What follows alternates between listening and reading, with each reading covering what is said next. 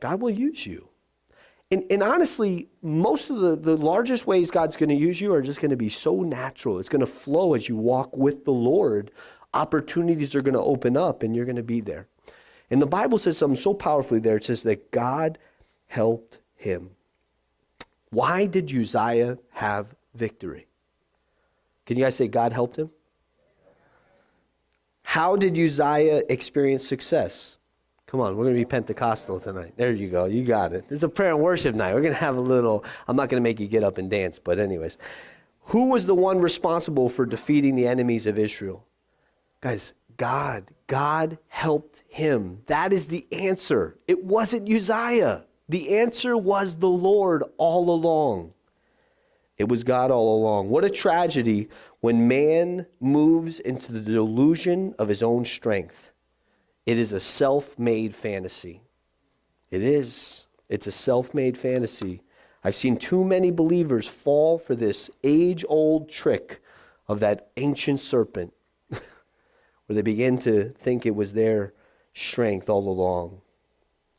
Verse 8, look what happens. Also, it says the Ammonites brought tribute to Uzziah. His fame spread as far as the entrance of Egypt, for he became exceedingly strong. Verse 9.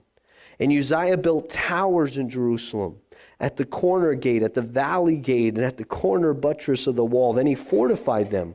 Also, he built towers in the desert. He dug many wells, for he had much livestock. Both in the lowlands and in the plains, he also had farmers and vine dressers in the mountains and in Carmel. It says, for he loved the soil, For he loved the soil. He loved not just the soil, the dirt, but Uzziah loved Israel. He loved the land of Israel. He loved the place that God said was his. Number 3, if you're taking note in terms of real strength is established when we keep following Jesus. Real strength is established when we keep following Jesus. Uzziah was truly a man of honor. He really was. It wasn't a fake thing.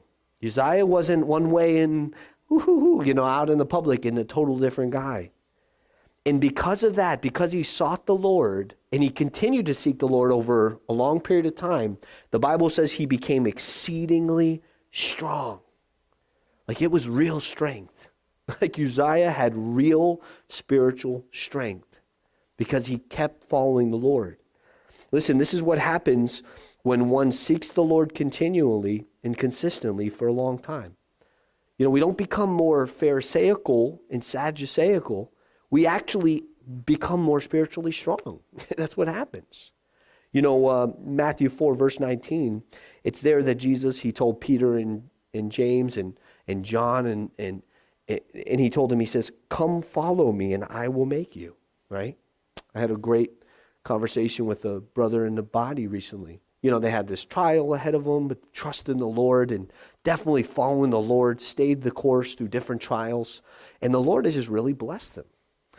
And as we were kind of talking at the end of the conversation, I was like, well, Jesus said, come follow me, And he says, I'll make you.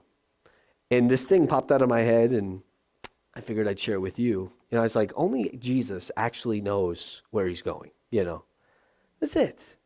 A lot of us pretend like we know where we're going, but truly only Jesus knows where he's going. And if we follow him, what happens is all of a sudden we start looking like we actually know what we're doing. It's crazy. And people are like, wow, you really, really got it, huh? Uzziah really, really got it.